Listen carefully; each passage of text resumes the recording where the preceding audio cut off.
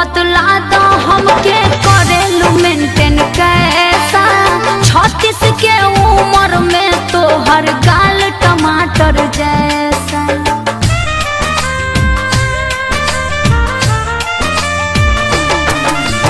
कौन टॉबलेट खालू खालू कौन विटामिन कैसे तू अरेंज करेलू बोला न इतना पैसा।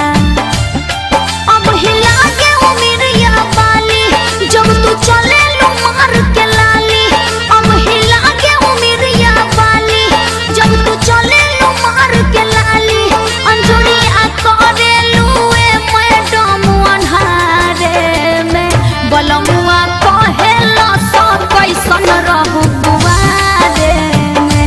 बलमुआ कहेला सो कैसन रहू कुवारे में।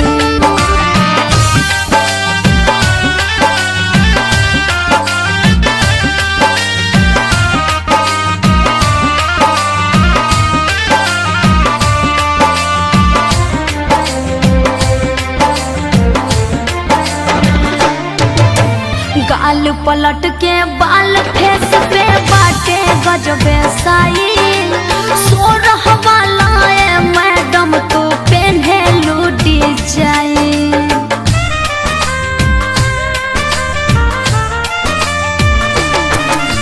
घूमल मोर अकेले में तो भइल बाटे मुश्किल। बोले लंसा बोली मुअना मारे लंसा लाइन। हम पे शंका कहस अंतरा प्रियंका।